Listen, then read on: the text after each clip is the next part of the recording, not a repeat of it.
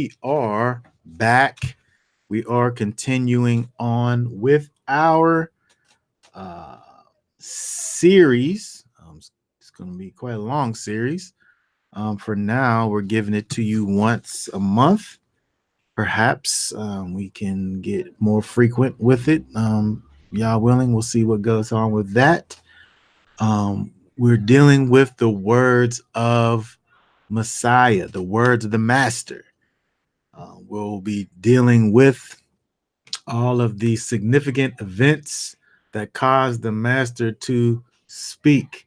We'll be looking at the instances in the scriptures. We're dealing with the, looking at the separate accounts, Matthew, Mark, Luke, and John. We're putting all of the same instances together, looking at how the four accounts compare with each other and pulling out the again the significant events of each account. We're dealing with part two, which is the second instance, which is the temptation of Yeshua. If we look at the accounts that we'll be dealing with are Matthew 4, 1 through 11, Mark 1, 12 and 13, as well as Luke 4, 1 through 13. So we'll go ahead and read. We'll be looking at specifically Luke 4, 1 through 3, and dealing with that account. Actually, when you look at Mark, Matthew, and Luke, they're almost identical. There's a few more things given to us in Luke, so that's why we'll go ahead and look solely at Luke for this one. So I'm going to go ahead and pull up Luke chapter 4. I'll go ahead and read those 13 verses, and then we will deal with the key points in the situation here. So we'll go over to Luke chapter 4, verse 1. And it says, and Yeshua, being filled with the set apart spirit, returned from the Jordan and was led by the Spirit into the wilderness, being tried for 40 days by the devil. And in those days he did not eat at all. And afterward, when they had ended, he was hungry. And the devil said to him, if you are the son of Elohim, command this stone to become bread. But Yeshua answered him, saying, it has been written, man shall not live by bread alone, but by every word of Elohim. And the devil, taking him up on a high mountain, showed him all the reigns of the world in a moment of time. And the devil said to him, all this authority I shall give you, and their esteem, for it has been delivered to me, and I give it to whomever I wish. If then you worship before me, all shall be yours. And Yeshua answering him said, get behind me, Satan, for it has been written, you shall worship Yahweh your Elohim, and him only you shall serve. And he brought him to Jerusalem, set him on the edge of the set apart place, and said to him, if you are the son of Elohim, throw yourself down from here, for it has been written, he shall command his messengers concerning you to guard over you, and in their hands they shall bear you up, lest you dash your foot against a stone. And Yeshua answering him, uh, and Yeshua answering said to him, "It has been said, you shall not try Yahweh your Elohim." And then the devil had ended every trial. He went away from him until a convenient time.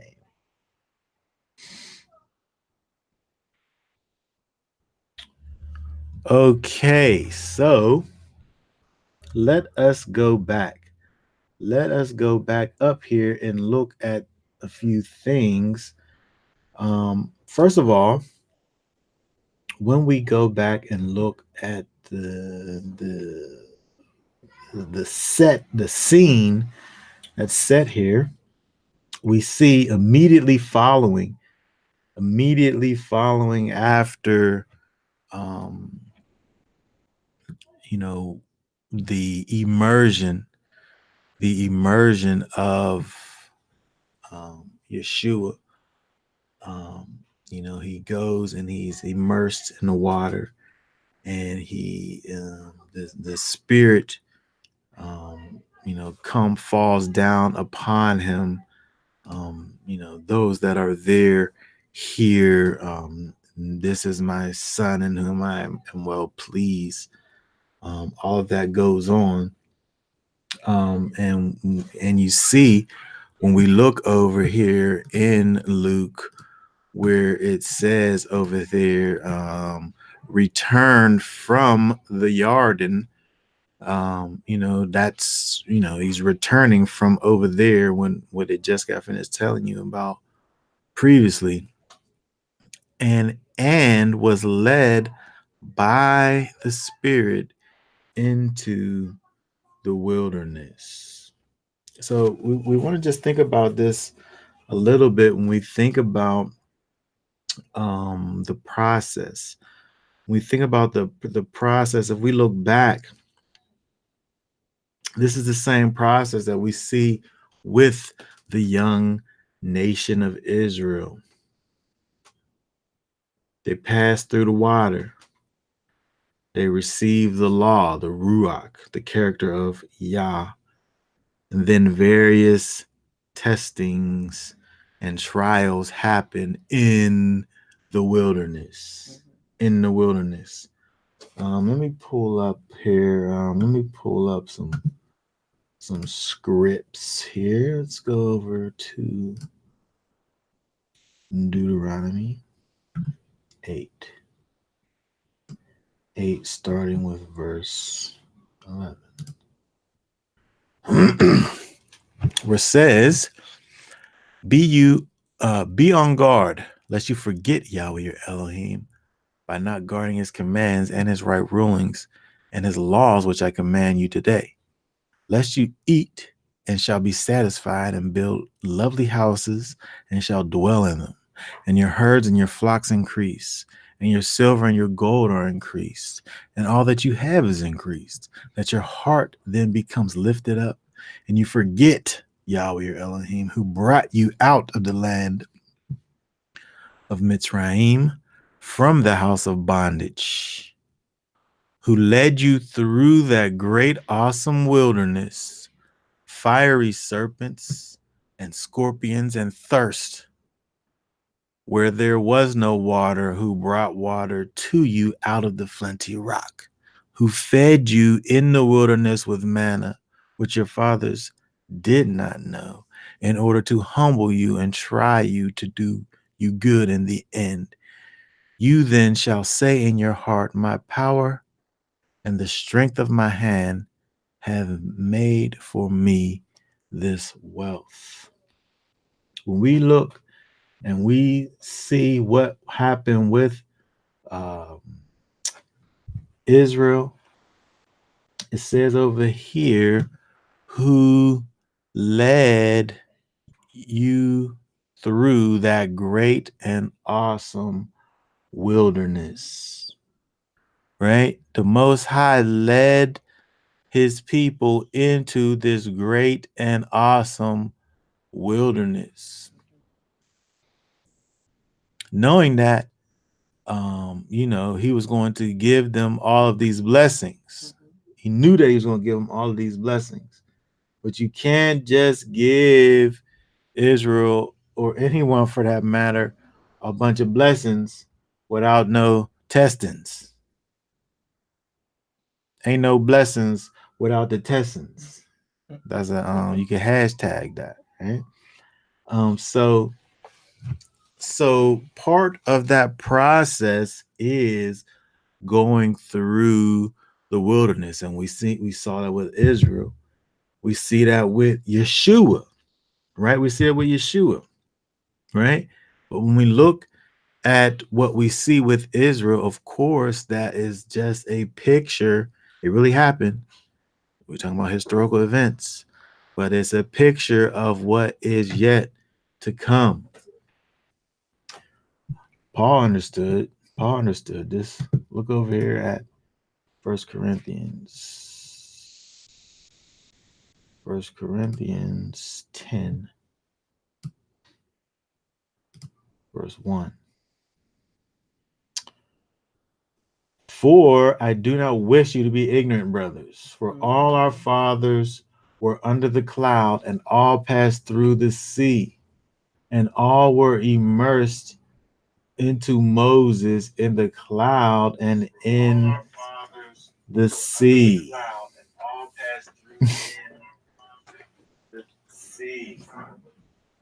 All ate of the same spiritual food, and all drank the same spiritual drink, for they drank of the spiritual rock that followed, and the rock was Messiah.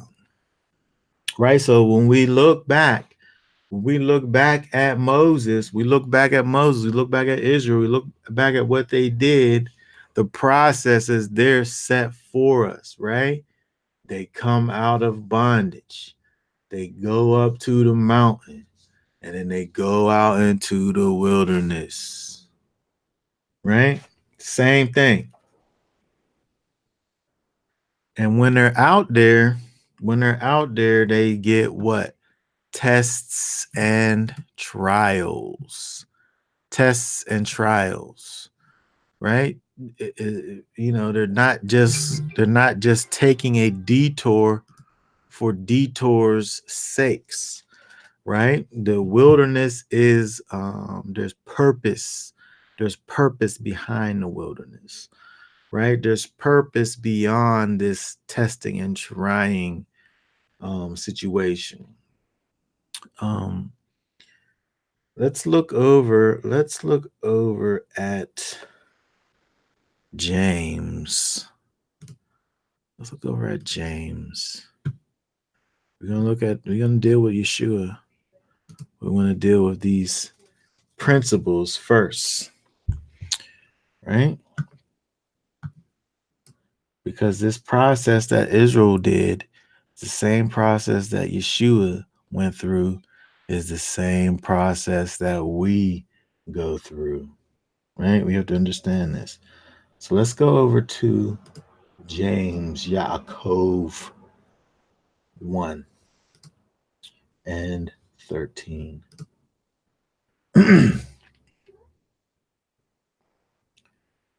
13 through 15. Let no one say when he is enticed, I am enticed by Elohim, for Elohim is not enticed by evil matters, and he entices no one. But each one is enticed when he is drawn away by his own desires and trapped. Then, when desire has conceived, it gives birth to sin, and sin, when it has been accomplished, brings forth death. When we think about what's going on here in terms of this idea of tempting or testing or trying, many times I've been in many conversations when you get into these things where people want to say, make a distinction between tempting and testing and trying. These things are synonymous with one another, right? They coincide with each other. Testing is trials, is tempting. All these things are one and the same. They can't be differentiated from each other, right? When we look with what happened with Yeshua, Yeshua was led by the Spirit into the wilderness to be tempted. And then he's tempted by the devil, right? But if the Most High is sending you into the wilderness to be tempted, are we gonna sit up there and try to separate the Most High from the tempting or the trying? This is the mode and the method that He set up, that He put in place. We can't remove Him from that.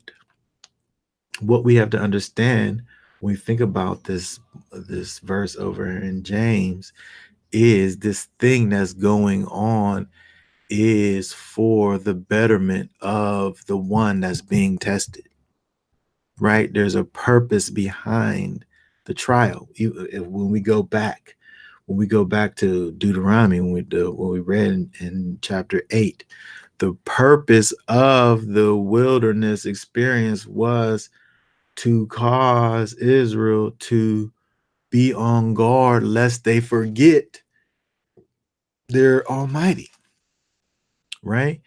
The purpose of it was to bring about something positive at the end, right? It wasn't just like they was being um,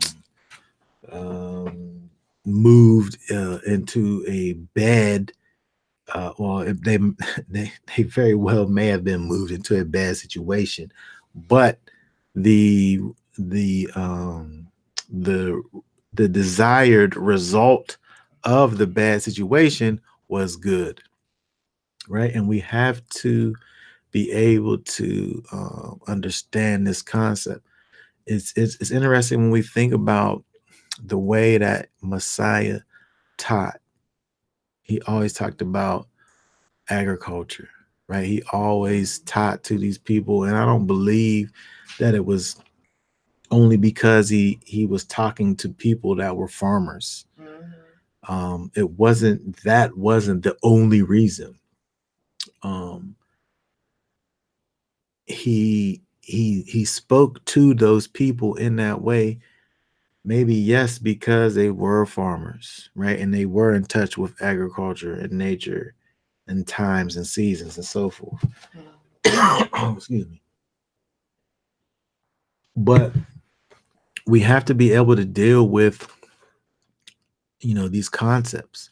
When we think about a seed that's planted, that thing dies in the ground and is resurrected. That the shell that's on that seed, it shrivels up and it breaks and it opens up, and the thing that's inside of it comes out of it. That's powerful, right? But when we think about that from a spiritual perspective, you know that's how we have to look at this thing. So when you think about a seed planted in the ground, it's put into the dirt. There's pressure, right? There's pressure on it. It's covered. There's darkness. There's water. There's water, but even water, when water is beaten down on you, there's pressure, right? There's forces. There's all of these things, uncomfortabilities, um, inconveniences, all of these things that are going on so that there can be growth. For the end result is growth, right? And fruit. But it has to go through these processes, right? So when we look back and we see, when we think about this idea that let no one say when he is enticed, I am enticed by Elohim, for Elohim is not enticed by evil matters. and he entices no one. We have to put that into perspective and understand that he's not doing, the Most High is not dealing with you in unrighteousness, in an unrighteous way. He's not dealing with you in based on evil matters, as it says. Mm-hmm. Even though when we're in our situation, it may seem like it's the worst thing that you ever been through in your whole life, right? But when we look at it from a proper perspective, that thing that's going on is for your betterment, right? We have to understand that. We have to get that. Here, let's look over here. Let's get some verses over here, right? Let's look over in Proverbs. Proverbs 5. Proverbs 5 and 22.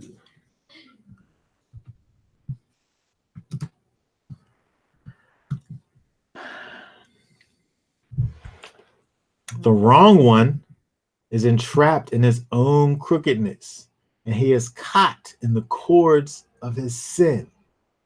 He dies for lack of discipline, and in the greatness of his folly, he goes astray. Right? So we have to think about this whole thing about this lack of discipline.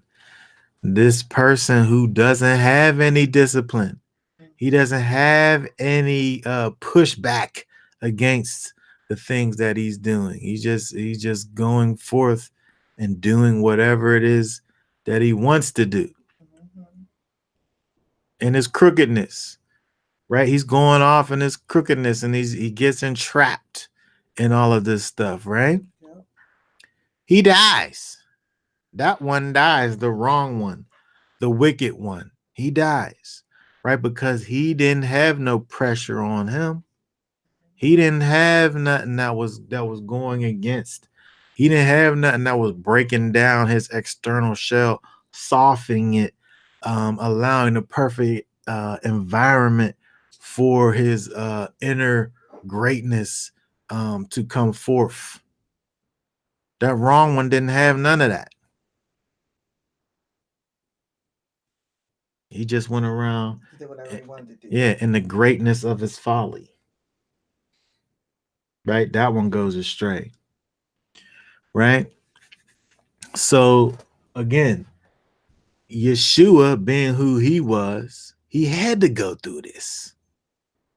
And then, at the end of that verse, where it says, let me just read that real quick because I want to go somewhere. Oh, I gotta go back there anyway. Let's go back over here.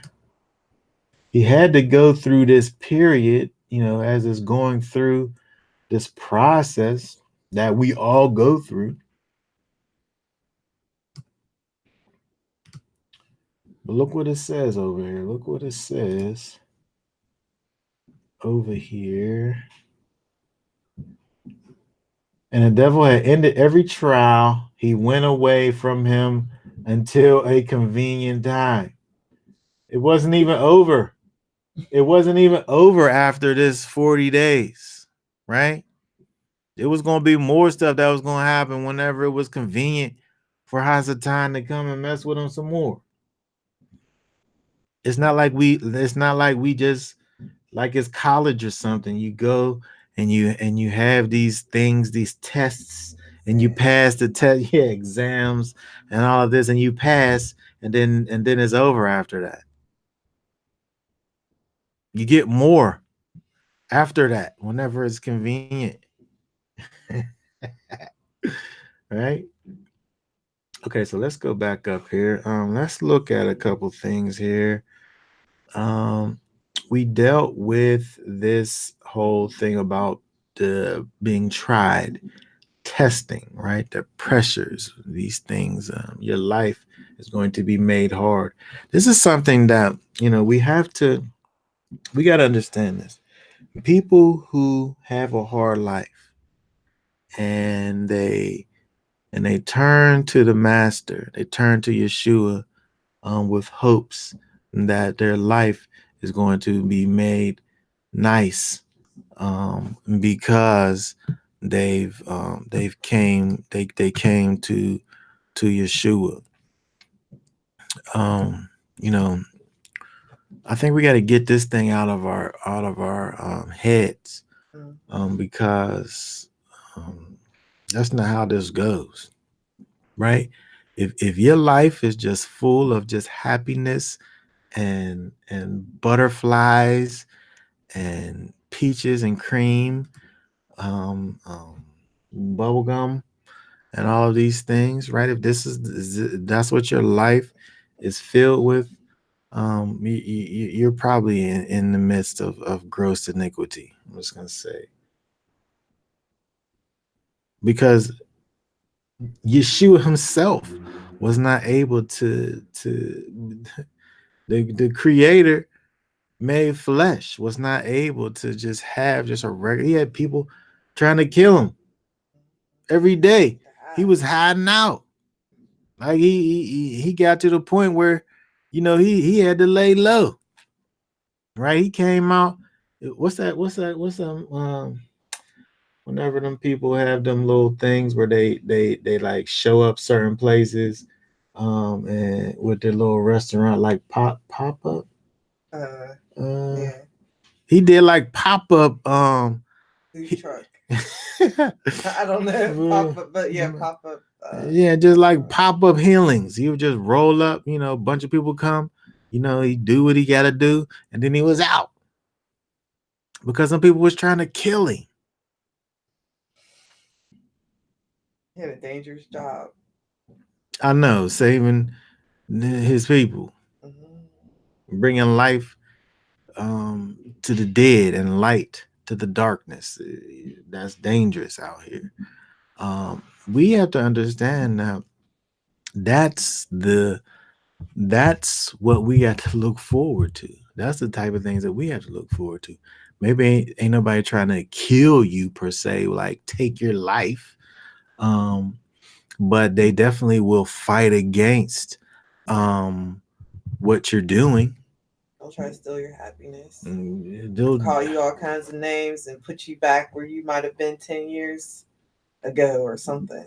There's all kinds of things that are attached to this thing that could be perceived, with a negative, light. But we have to put those things in perspective and understand that ain't nothing but that seed being planted, and that hard husk, drying up and shriveling up and falling off from the pressures, the that are on it, so that goodness can come forth. Right. So we see that even with the master. Now, when we look at this, it's interesting.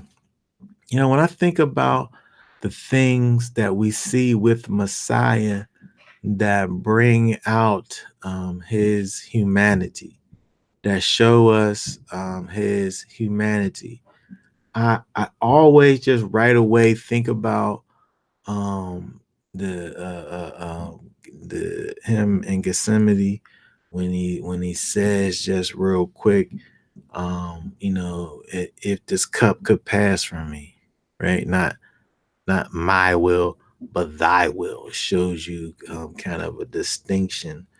It shows you Yeshua, as a man,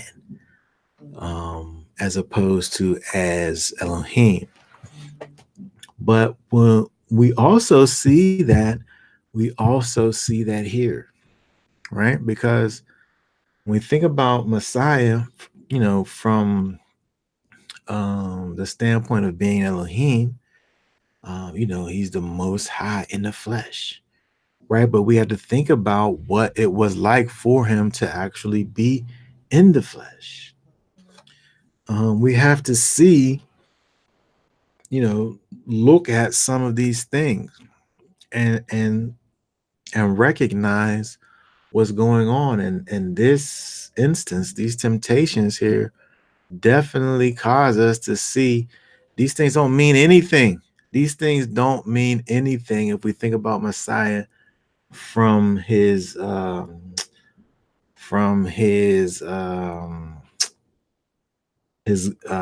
dealing with his godly status. These things don't mean anything to the Creator, right? These are things that mean something to a man, right? So when we look over here at what's going on, this thing, and we can see a transition thing happening with Yeshua. When we look back and we see where it talks about how while he grew in stature in the spirit, right? How Messiah grew. We'll see, as we go on with this, we see when he needs to be pushed on by his mother. We see these things that are showing us the humanity of Messiah. Him having to actually deal with, being a human. It as I'm thinking about it, it seems kind of uncomprehensible, right? To be somebody who really is dual in nature, where he's fully Elohim and fully man. But it seems as if when he was walking around as a man, there had to be within him, it's just how it seems. It just seems this way, that there really had to be kind of a realization that was had by him, that really allowed for him to realize who he was from a spiritual perspective, which again, when we think about it, that's our situation. That's our situation. When we receive the Ruach HaKodesh, it really just comes, it turns into us understanding what it is that the Most High has put inside of us that makes us be more than conquerors. But we have to come to that realization. He's given us all that we could ask or want or think of. He's given that to us already. But we have to actually get to the place where we're able to comprehend and understand what it is that he's given to us and then walk in it. I feel like that's what we see with Messiah. He was the creator of everything in the flesh. And even with Messiah, he had, as a man, he had to come to the place where he had to um test his own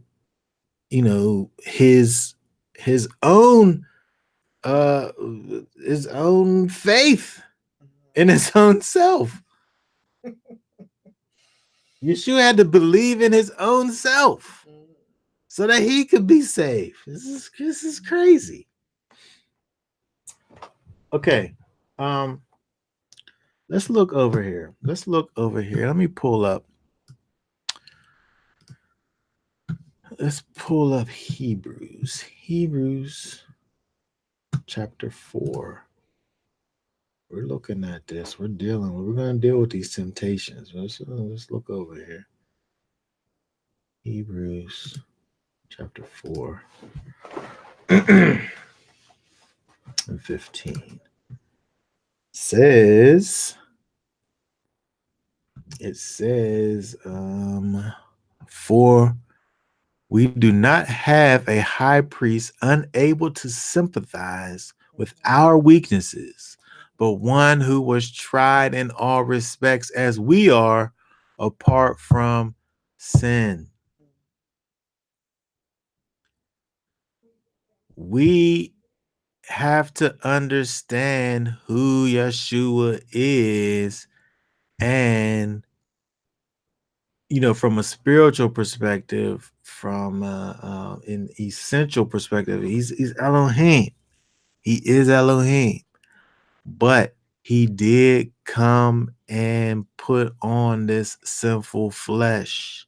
He put on this sinful flesh. He's able to understand our situation.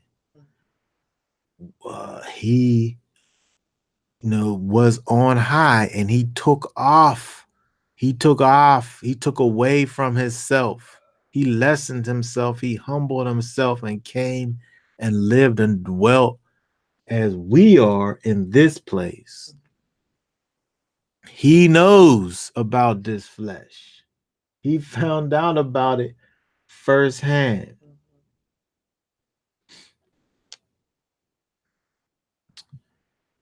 Here, let's look over at 5, verse 8.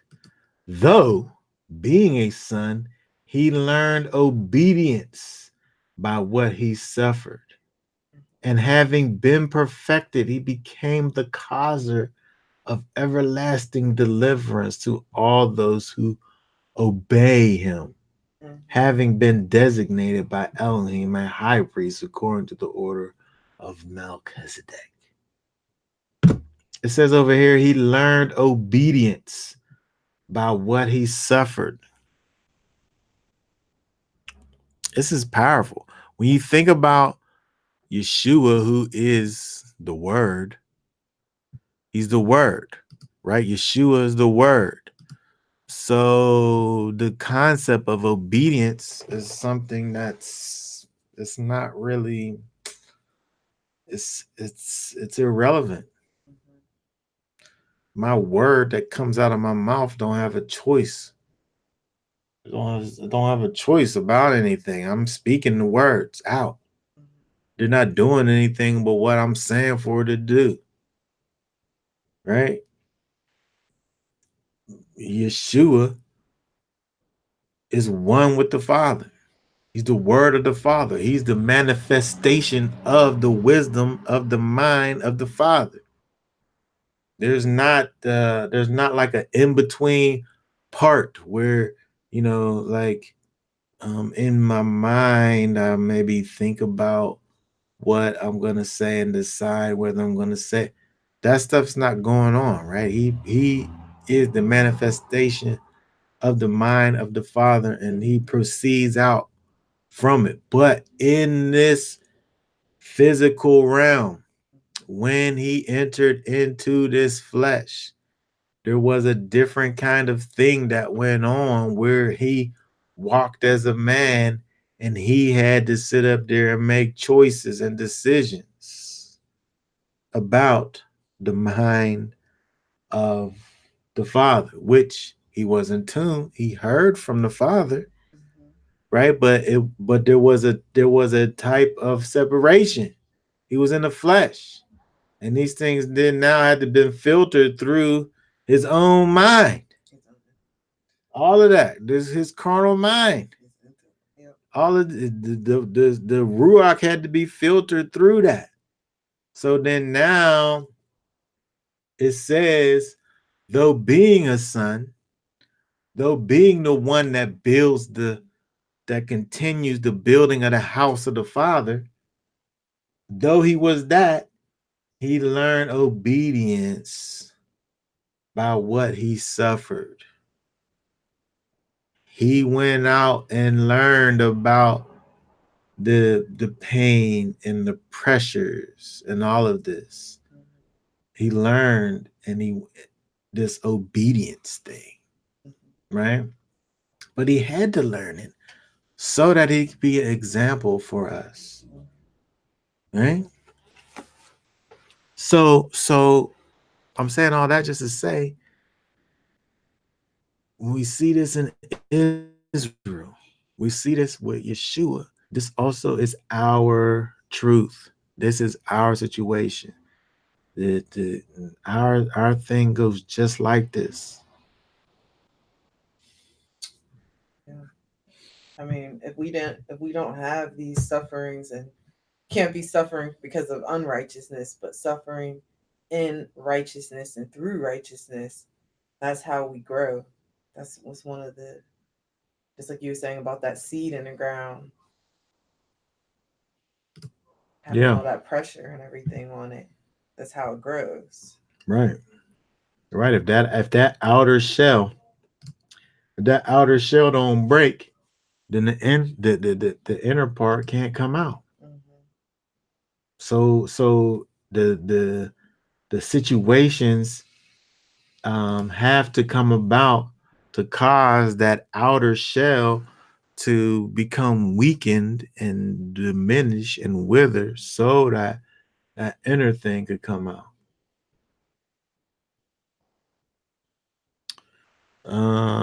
Proverbs 3:11. My son, do not despise the discipline of Yahweh and do not loathe his reproof.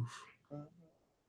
For whom Yahweh loves, he reproves as a father the son whom he delights in.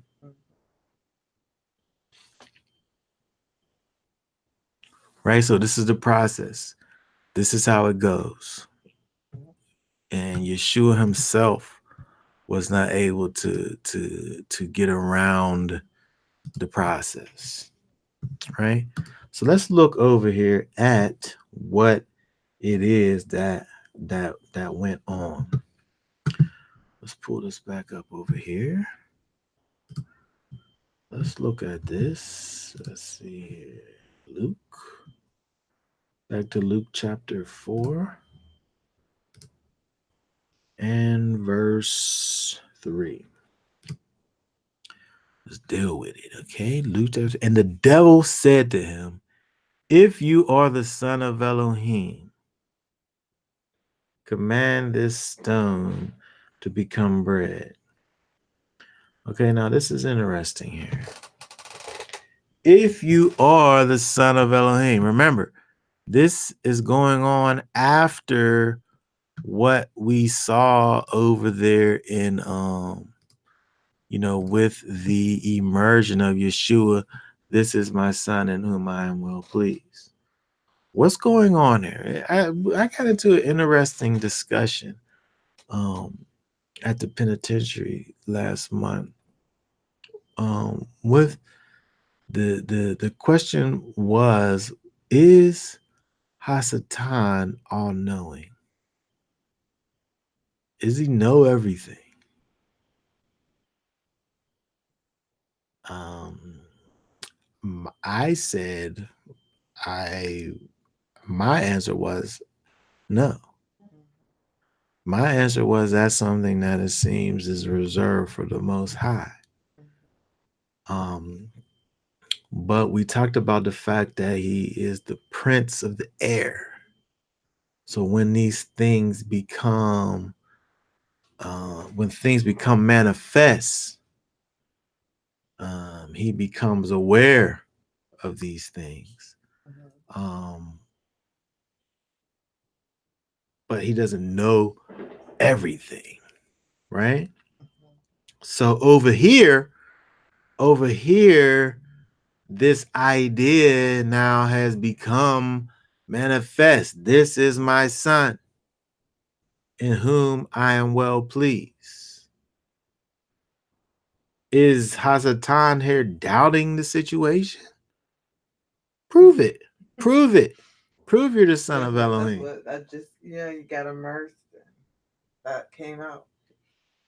Is that what's going on? Mm-hmm. Is Hasatan doubting the situation? Oh, you're supposed to be this.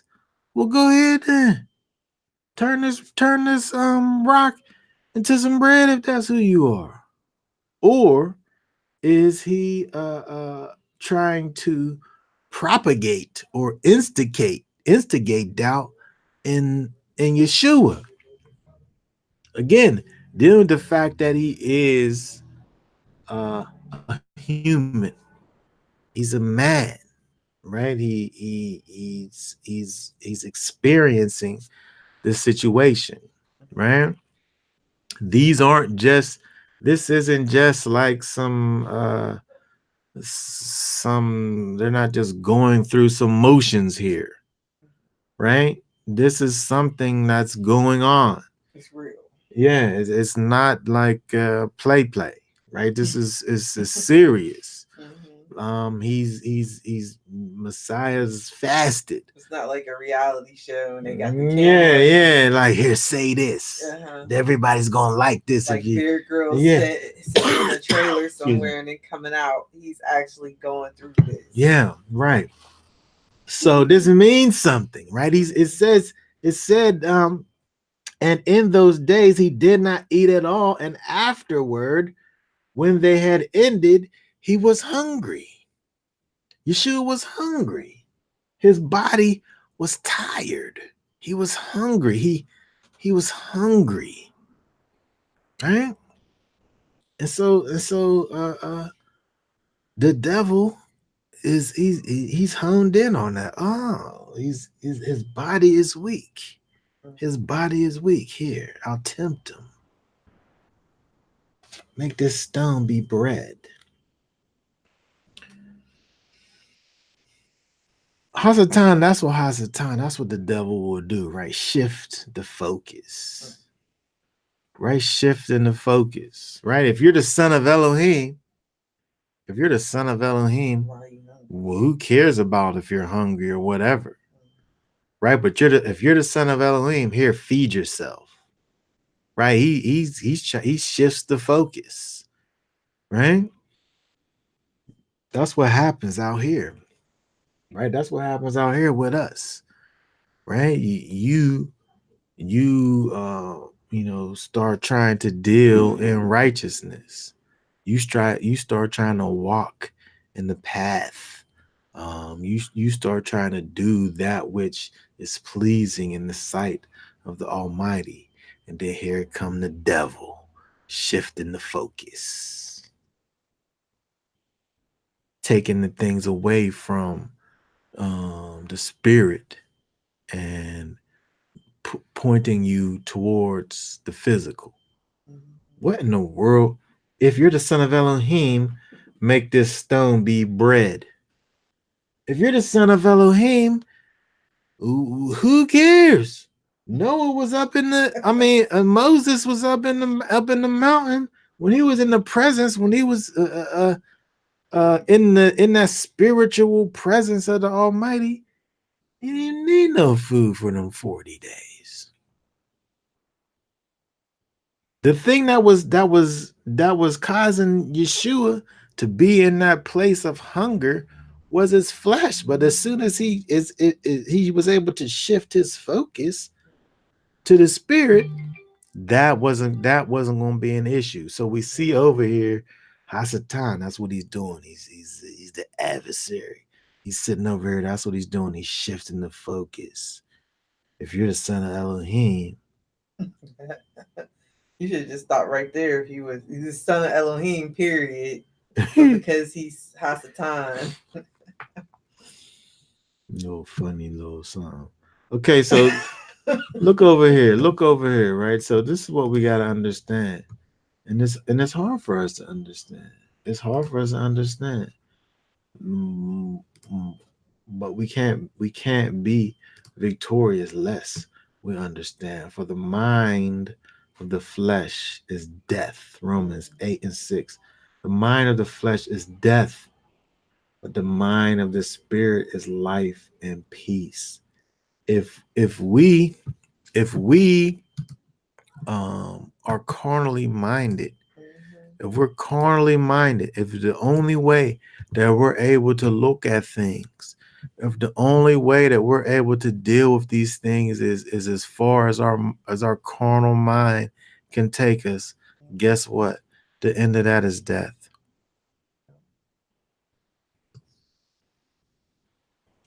If the only place that we're able to dwell in and on is these things that's connected to carnality and the flesh, the end of that is death. That's what it says right there. The mind of the flesh is death, because the mind of the flesh is enmity towards Elohim. For it does not subject itself to the Torah of Elohim, nor indeed is it able.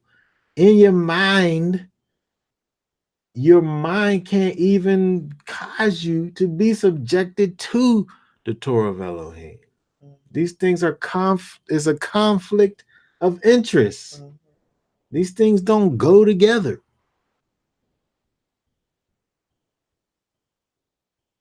And that's exactly what we seen over there with what the devil is doing. He's starting off dealing with this spiritual thing, and then there's a physical um response to that. This physical thing is going to be this proof that this spiritual thing is true. That's interesting. I never even thought about it like that. That's what he just did to him right there, right? Show me something. Show If me you some the, if you the something son of physical. Elohim, do this little magic trick over here for your body. Feed your body. Feed your flesh, your Feed your carnal. body if you're the son of Elohim. Feed your carnality. Mhm. Feed your flesh if you're the son of Elohim.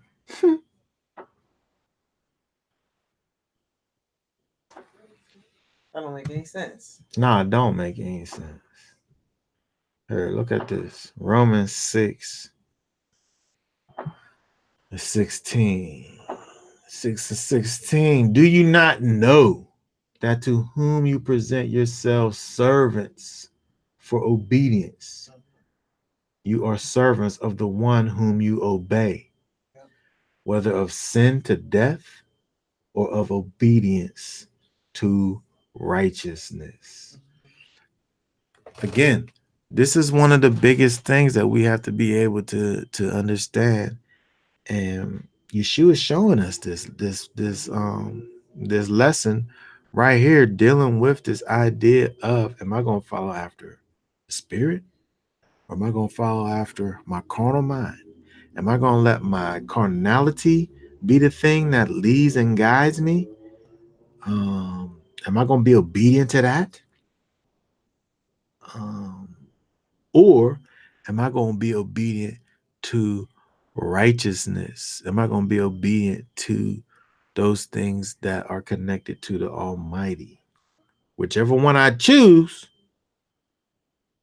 right? I'm a servant to Mhm. whichever one, right? Am I going to be a servant to my flesh, or am I going to be a servant to the Spirit? Yep.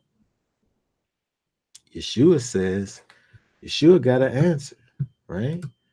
He says over here, right? Luke. Go back to Luke chapter 4. That's verse what is it?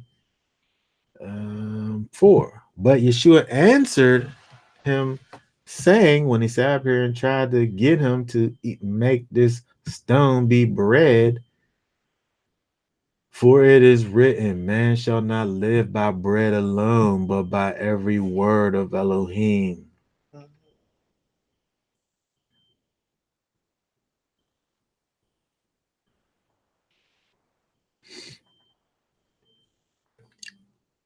Hasatan tried to shift the focus. Yeshua shifts it back, right? Because we know that the law of the Most High, the law of Yahweh, is spiritual, right? The law of Yahweh is spiritual. These things that we do are showing us the character of the Almighty.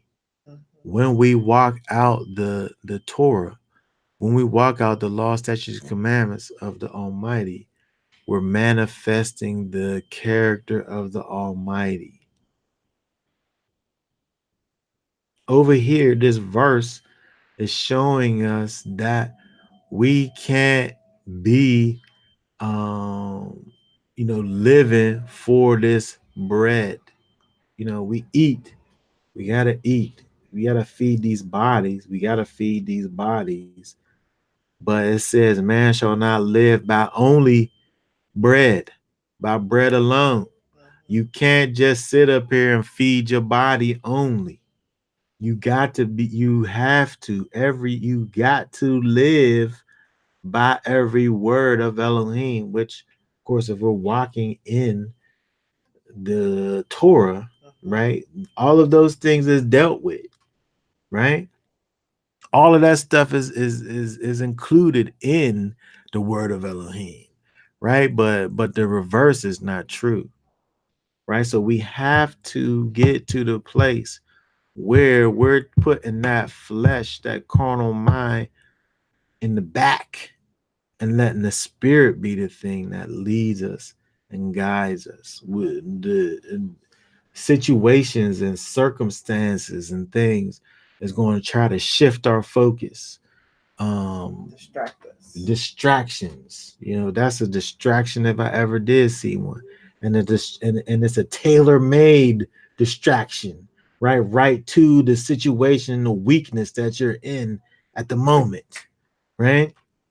And then but Yeshua, like I said, brings it back and says, man shall not live by bread alone, but by every word of Elohim. Right? We have to be able to see what's going on here. Yeshua is directing us. He's dealing with these temptations the way that we need to deal with these temptations and not look at what's actually happening.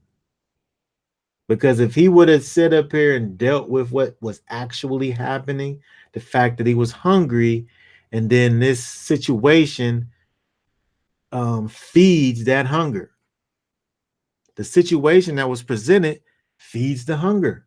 It feeds it. If he would have just went in, the problem is fixed. That particular problem is fixed. Yep. Right? But fixing that problem in that way is pulling him away from where his trust should be, which is in the Almighty.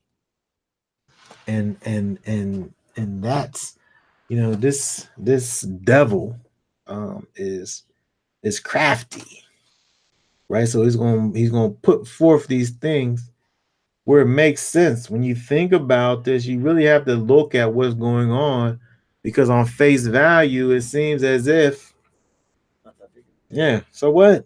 I mean, he could just. You're hungry. Just make some bread. Food. Like, it don't matter. Food in the kitchen. Go. Yeah. Just go ahead.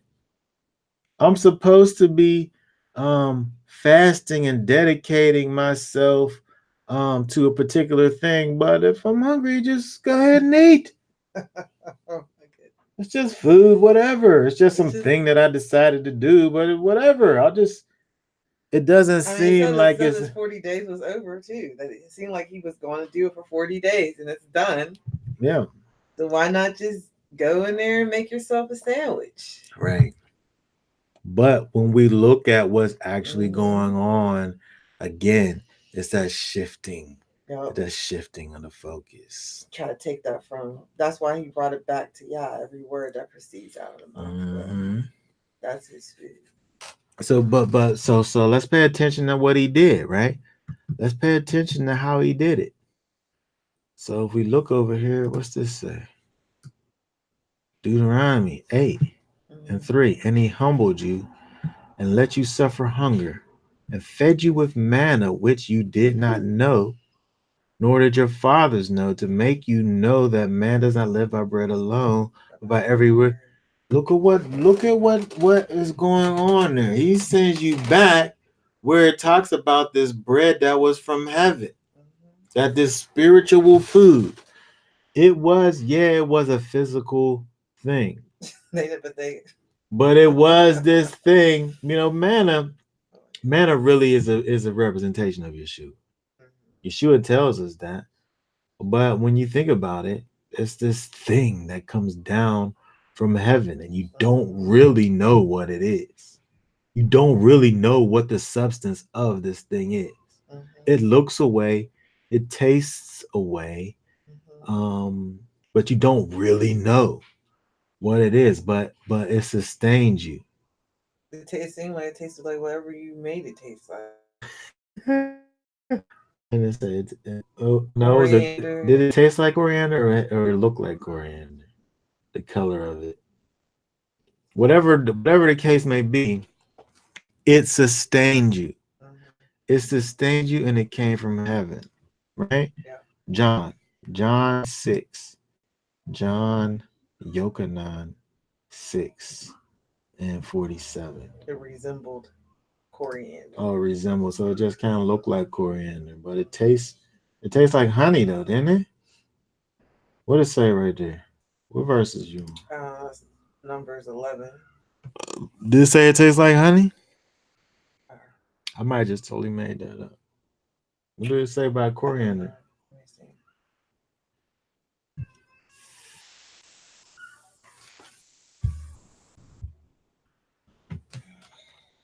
You not there? No, I'm trying to get there.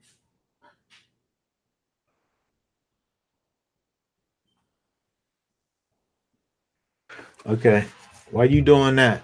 John 6:47. Truly, truly, I say to you, he who believes in me possesses everlasting life. I am the bread of life. Your fathers ate the manna in the wilderness and they died. This is the bread which comes down out of heaven so that anyone may eat of it and not die. Mm-hmm. I am the living bread which came down out of heaven. If Mm-hmm. anyone eats of this bread, he shall live forever. And indeed, the bread that I shall give is my flesh, Yep. which I shall give for the life of the world. Mm-hmm. What we got to understand over here is Yeshua, he sat up here and he said, man should not live by bread alone, by every word of Elohim. We think when we look back to where he's quoting from, it's talking about manna. Yep. When we think about manna, we go back over to Yeshua, where he's saying, I am the manna. Yep. I He am is it. the bread of life. That's me. Mm-hmm. So we can't sit up here and get caught up and be trying to live by all of these physical things. We got to live by Yeshua, Mm-hmm. who actually is every word of Elohim. Yep. He's the manna. He's the word from Elohim. He's the one that sustains us. He's the one that we need to put our focus on. He's the one that we need to look to for our sustenance. Yep. I found the verse if you want it. What is it? It's Exodus 16, verse 31. Where it says here, it looked like coriander seed white, and the taste of it was like wafers made with honey. Oh yeah. So there was a sweetness to The sweetness. There was an abundance to it as well, uh, because you would get an omer of it per person, it. Omer's a lot. and an omer is about 9.3 cups per person per day. That's a lot. I use like 5 cups of flour when I make bread. And you make two huge loaves of bread. Them loaves is One for the huge. family Friday night, and then the other one for fellowship on Shabbat. And that's about half of what they would get every day for even Moshe. That was a lot of manna. Mm-hmm.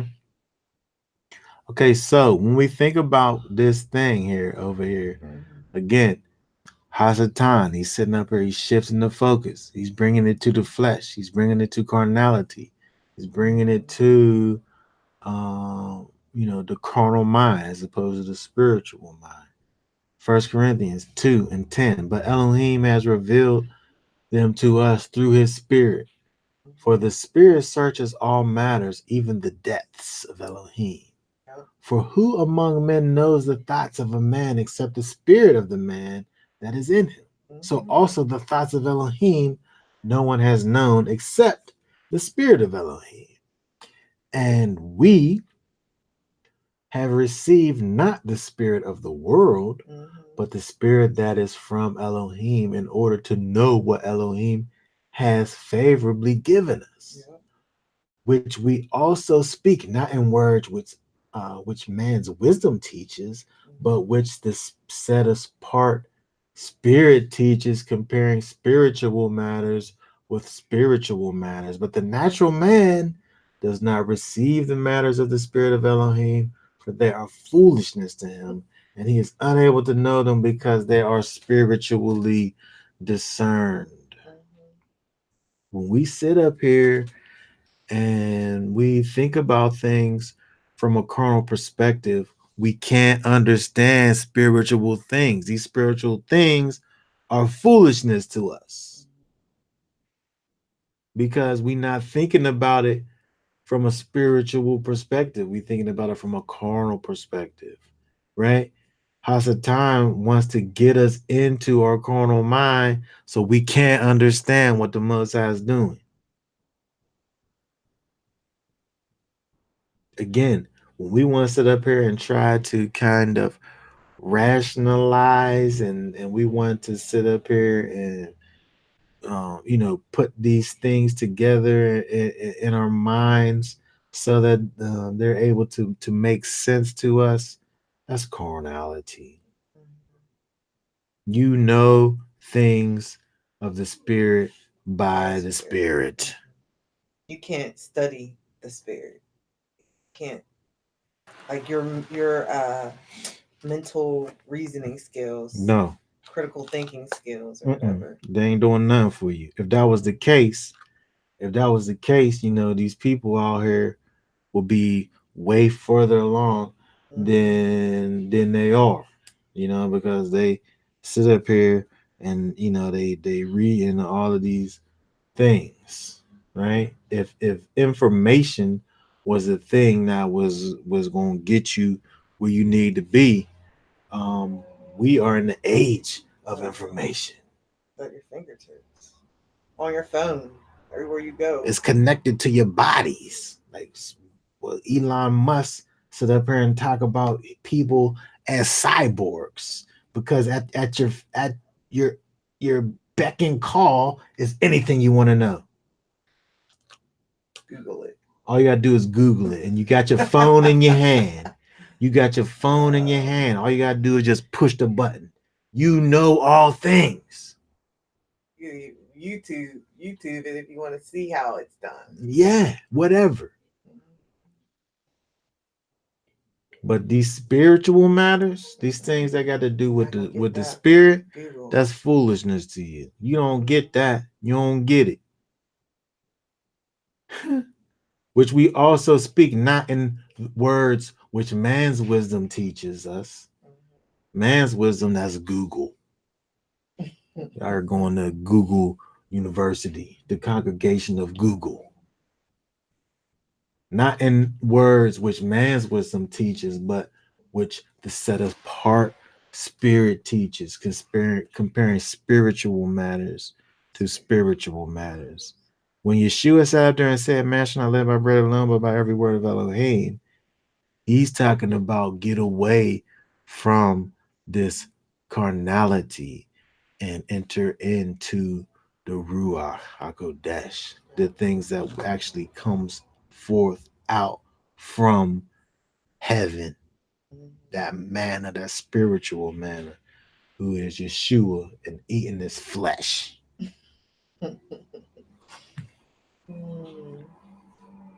Yeah. All right, let's get over here. Let's get over to Luke. Back to Luke. And look at these temptations some more. Luke chapter 4, verse 5. And the devil, taking him up on a high mountain, showed him all the reigns of the world in a moment of time. He showed him all of this stuff, all of his kingdom. And the devil said to him, "All this authority I shall give you, and their esteem for it has been delivered to me. And I give it to whoever I wish. If then you worship before me, all shall be yours." Why did he even try? Like, come on now. Why would he even? Well, Nobody even tried again, that. I'm saying that Oh, he tried goodness. because he's dealing with this with the man Yeshua. Uh-huh. And again, I think that we see I think that we see something interesting here. And again, I'm not sure what's going on. If Hasatan is trying to inject doubt, or if he don't even really know. Like, do he really know? Do he really think that he could be successful in this? He Mm-hmm. must. That's why he's doing it. Um, and but he's attacking the humanity of Yeshua. He's attacking his humanity in his weakness, in his physical weakness. But not. But again, Yeshua is as he's beating them, he's showing us how to do it, right? But I want to look at this. Um, 4:7. Worship, worship before me. Worship. Proskuneo. Proskuneo. Probably a derivative of this word here, meaning to kiss, like a dog licking his master's hand.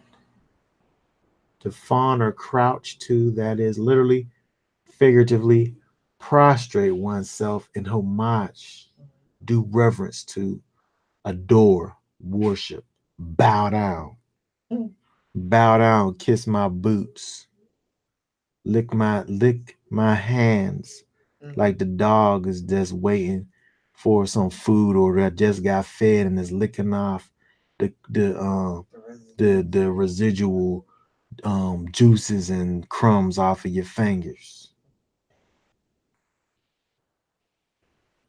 On a dog just sit there, you just licking like crazy. You just love you so much. You just sitting up there, you licking on your little self. Worship. If you just sit, this not a small thing. It's not a small. If you just worship before me, just bow down. It's not like a small thing. Like when we think about this, it's not here. All you gotta do is just bow. Like you know how the Chinese people sit up there and they do the little thing. He's talking about some worship. He's talking about some proskuneo right here. He's talking about some get down and lick my boots like a dog licking his master's hand. Adore me and do obeisance to me.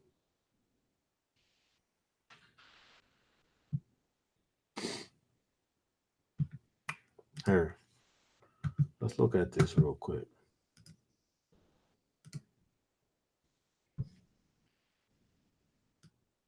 The Hebrew equivalent of this proskuneo is 7812.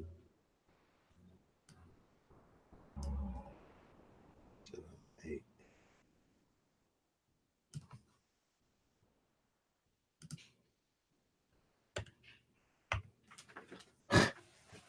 That's funny. I'm sitting there typing on the wrong thing. 7812.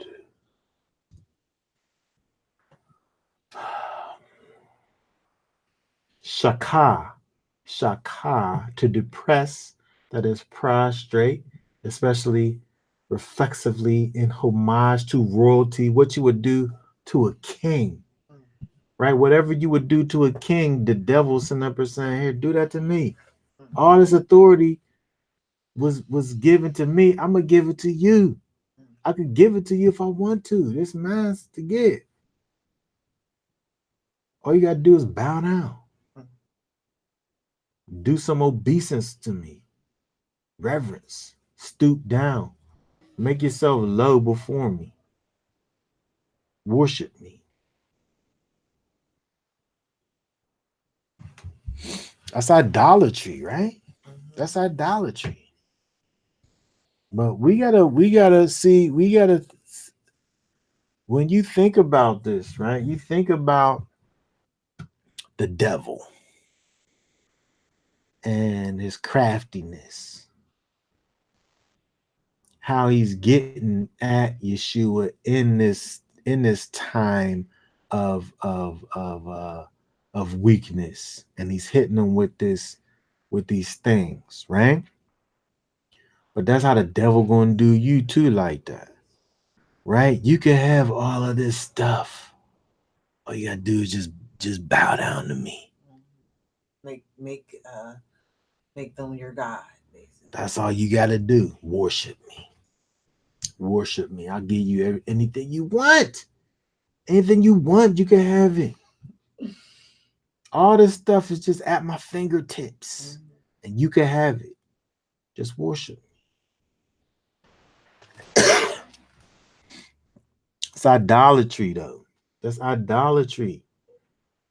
Yeshua said, get behind me, Satan, for it's written, you shall worship Yahweh your Elohim, and him only you shall serve. Over there is talking about serving. That word over there is abad.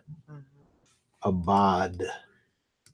Abad 56:47. Abad. To work, serve, enslave, keep in bondage, bond in bond service, compel. You supposed to do that to the Most High. You in bondage to the Almighty, not these other things, not these other individuals. Right? Something I want to look at this real quick too before we go on to the next temptation. Because when you look over here, this is interesting, and this is something that we don't think about, but that we should be thinking about, because it's one of the things. It's probably the you spend the most time probably in your whole life if you got a job with your work. That's the You spend the most time doing that. But it's the same kind of a thing over here, right? Where it's sitting up here, and just like this Hasatan sitting up here saying, I'll give you everything. All you gotta do is just do this. You just pledge your allegiance to me, and I'll give you everything you want. Look at this real quick. But the seventh day is the Sabbath of Yahweh, your Elohim.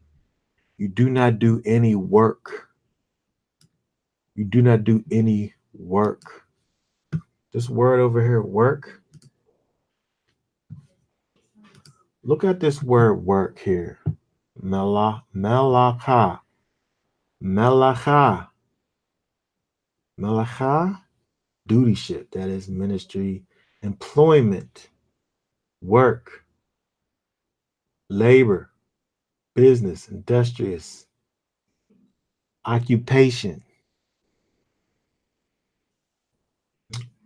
It's the same as, from the same as this right here. King. The word that means work comes from this word king.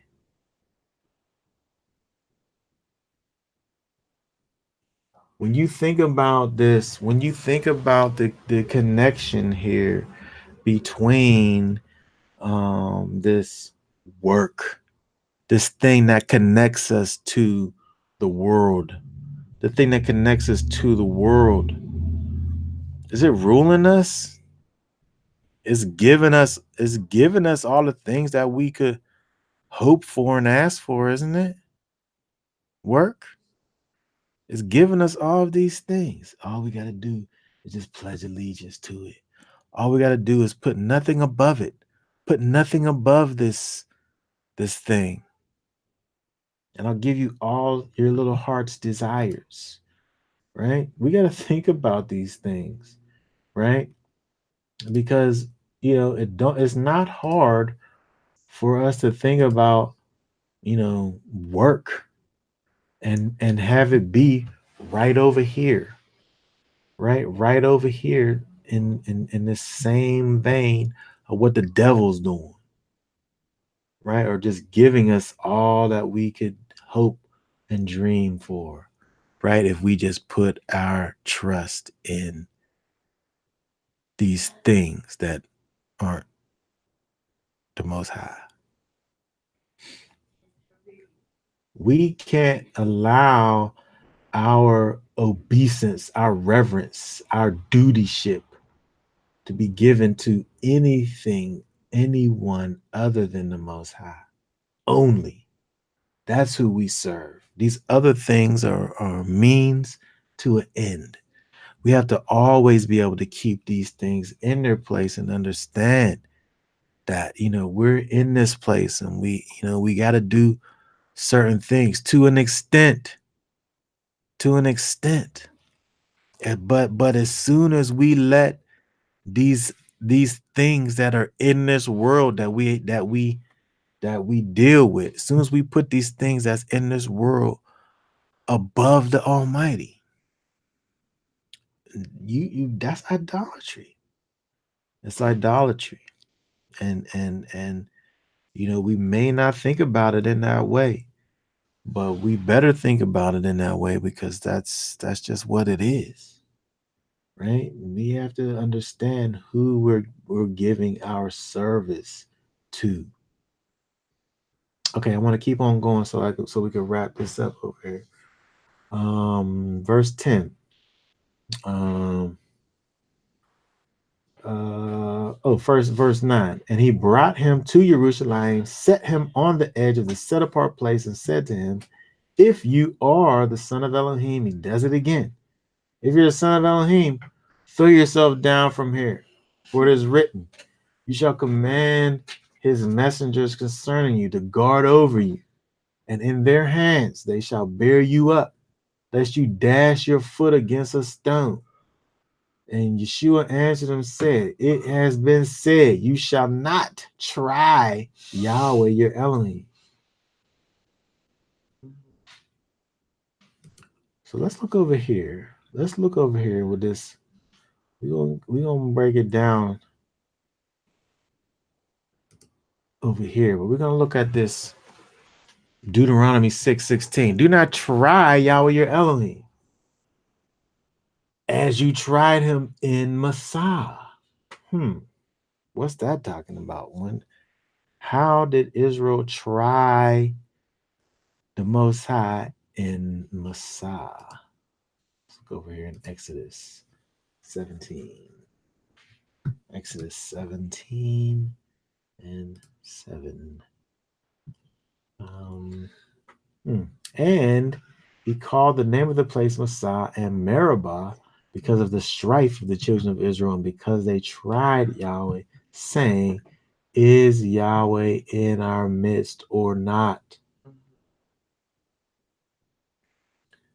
We have to be able to look at these things and understand why these things are being said. The problems that we see with Israel, which didn't make any sense, is that we see where Israel sat up here and doubted the Almighty. Yep. They doubted the one who's faithful and he's true.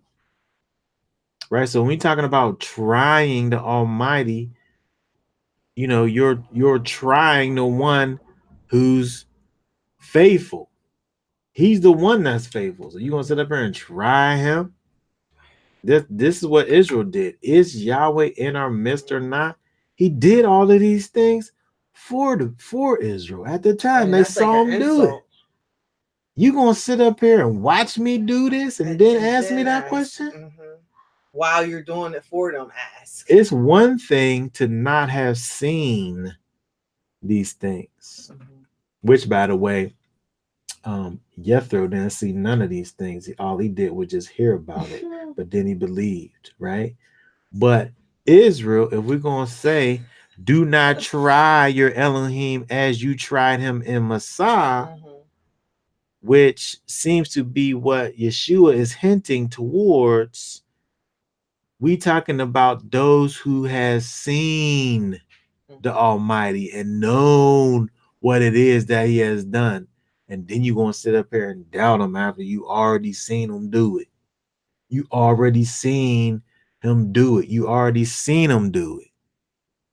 But you still gonna doubt him though? Mm. That's like rebellion almost. Isn't it? I don't know what else it would be. I mean, you just have a heart that's just not towards him. It can't be. But there ain't no turning back from it. What it talks about in Hebrews, Mm. right? Mm-hmm. If you done already seen, what is that? Hebrews chapter 10, 26, I think. Let me see. We got to be done with this. Hebrews chapter 10. For if we sin willfully after that we have received the knowledge of the truth, there remains no more sacrifice for sins.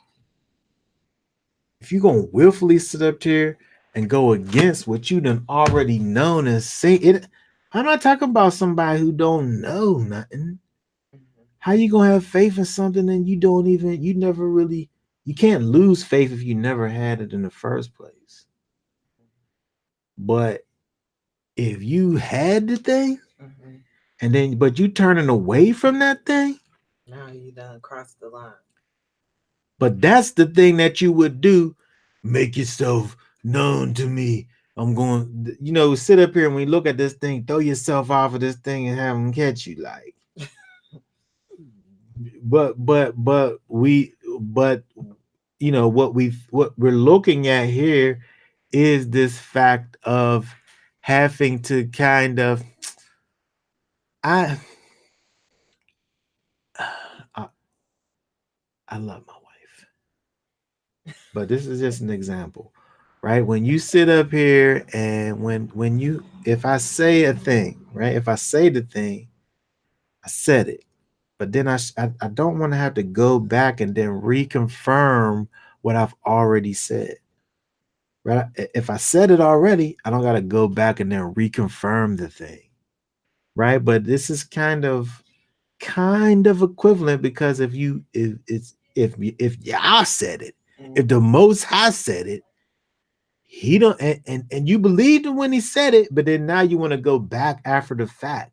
Like, again, when you look back at Israel, they literally saw the miracles, they saw all of this stuff, they seen what he did, and then the circumstances and the situations that they went through caused them to revert back to disbelief and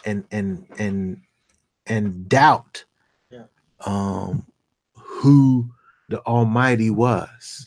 Can I say something? Good. That sometimes I think the prayer, I mean, we should, when you are spiritually discerning, it should probably be prefaced by that. When you're spiritually discerning, and you have that ruach in you, sometimes when you're going through something, the prayer isn't necessarily to get out of the thing you're going through, but to experience what Yah has for you to experience while you're going through that thing. Mm-hmm. And again, looking at it from that perspective, That's from is spiritual. Because Yah already knows what you have in need of. And you don't know necessarily. And you don't necessarily know. So when we look at these, when we look at all of these things, we look at these three temptations, the things that's the same in it is that the way that you flunked the test is dealing with the spiritual. I mean, the physical part. The carnal. When you look at the carnal part, that's what makes you flunk. Mm-hmm. Right? You pass the test when you take it to the spiritual. And you don't let your mind get distracted with carnality. Carnality. And that could be anything. You just plug in all of these carnal things. If you can sit up here and have all of these problems, you got these problems. There's all of these, whatever they is, these situations, these circumstances. And then they causing you to doubt. Huh? What? That's not what they was even put there for. The problems was put there to strengthen you. The thing that you were supposed to have done as a result of these problems was to get closer to the Most High, not get further away. But see, you get in that carnality, and then that's going to throw you off every time. Messiah said, "Get behind me, Satan." Don't matter what the situation is, he really got the same answer. Lean on the Spirit. Lean on the spirit. He said the Lean on the same spirit. answer. He got the Yeah. same answer. He ain't saying nothing different. The Most High said the scripture says this. The word really say this. The Most High character really caused you to manifest in this way. That's what happened. Same thing. 3 temptations, one answer. Just walk in the spirit.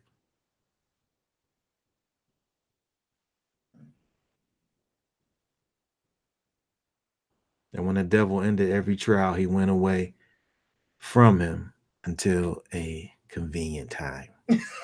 He wasn't done. He wasn't done. He wasn't done. Because that's the other thing. It's like it could be like a bit like I was saying, it's like a video game sometimes. It's like you get through one thing and that thing got totally resolved, and then you just have to say what's next because you know Something's coming it's next. always coming up. It might not be for a couple weeks, couple months, maybe even years if you really, you know what I mean. But something else is gonna happen. Yep, he went away As soon as from it's him calm, you need to be looking until a around, convenient time. getting yourself strengthened and prepared because something's coming up next. So just in closing, when we think about the 3 temptations of Messiah, when we think about the way that the devil wants to sit up here and offer all of these carnal benefits and things to you to kind of ease your situation, which they probably actually will ease your situation, right? They will bring a type of ease, even comfort to your situation. But is that the thing that the Most High is trying to do for you, in you, through you? No, no.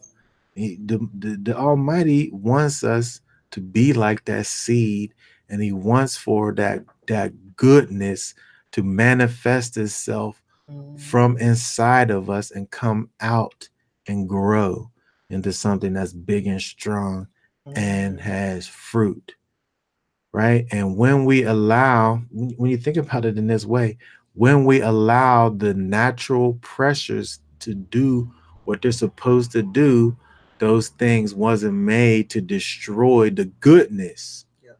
They was made to allow the goodness to be manifest.